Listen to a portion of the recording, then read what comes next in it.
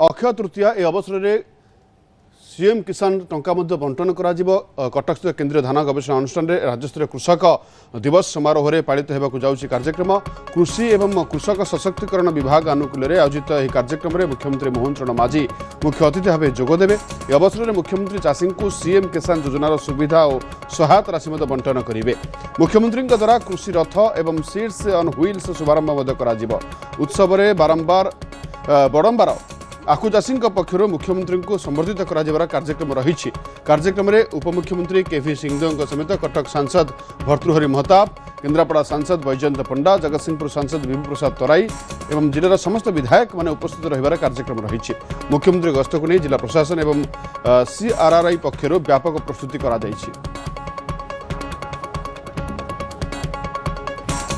पवित्र अक्षय तृतीया अवसर में कटक स्थित केंद्रीय धान गवेषणा अनुष्ठान में राज्यस्तरीय कृषक दिवस समारोह में पालित होगा जाऊँगी। महासमारोह में कृषक एवं कृषि उन्नति कृषक सशक्तिकरण विभाग आनुकूल्य में आयोजित यह कार्यक्रम में मुख्यमंत्री मोहन चरण माझी मुख्य अतिथि भाव जोगदेवे। यह अवसर में मुख्यमंत्री चाषी को सीएम किसान योजनार सुविधा एवं सहायता राशि बंटन करेंगे। मुख्यमंत्री द्वारा कृषि रथ एवं सीड्स ऑन व्हील शुभारंभ करा उत्सव में बड़ंबार आखु चाषी पक्षर मुख्यमंत्री को संबर्धित कर कार्यक्रम रही। कार्यक्रम में उपमुख्यमंत्री केवी सिंहदेव समेत कटक सांसद भर्तृहरि महताब, केन्द्रापड़ा सांसद बैजयंत पंडा, जगतसिंहपुर सांसद विभू प्रसाद तराई एवं जिलार समस्त विधायक माने उपस्थित रहिबार कार्यक्रम रही।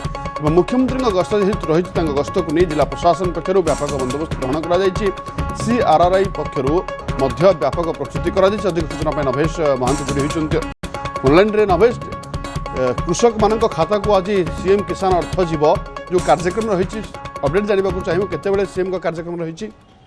देखो तो लक्ष्मी अल्प समय अपेक्षा पाखापाखि गोटे घंटा कहीपर मुख्यमंत्री ये आज पहुंचे पहुंचा जो समावेश अच्छी समावेश जोगे पूर्व वृक्षरोपण कार्यक्रम रही। मुख्यमंत्री अक्षिमुठी अनुकूल करेंगे।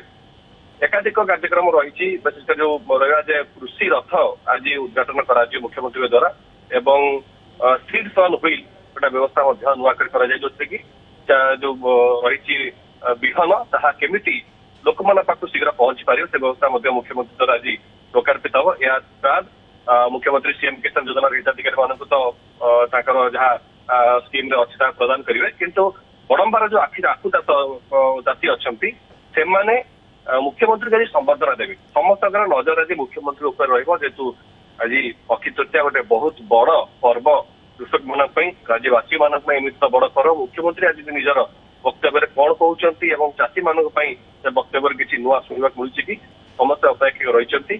तेणु अपेक्षा पाखापाखि गोटे घंटा जो कि मुख्यमंत्री पहुंचे पहुंचा विधिवत भाव सभा कार्य आरंभ हो। निश्चित नभेश जो भाव में राज्यस्तरीय कार्यक्रम राजधानी भुवनेश्वर कथा कहतु जेकोसी गोटे कटक भली गोटे जगार उत्सव पालन करा या भितर अक्षय तृतीय टंका जीव हिताधिकारी पाखक पाखापाखि केते चाषी पाखक टंका जीव सीएम किसान टंका एवं आउ टे अपडेट जानवा चाहिए क्यों मैंने जोगदेवे।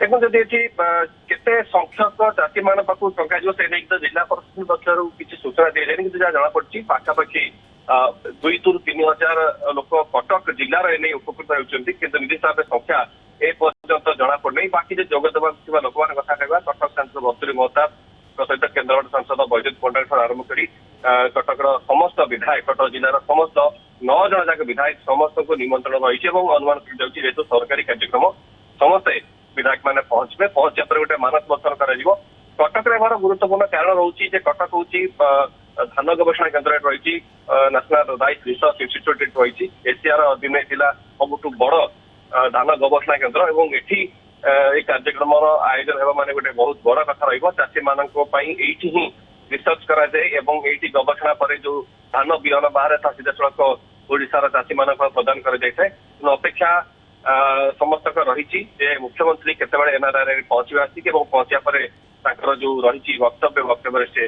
कौन अधिक सूचना दे। निश्चित भाव धन्यवाद नभेश। परवर्ती समय आसवा आपको अपडेट खबर जहाँ सूचना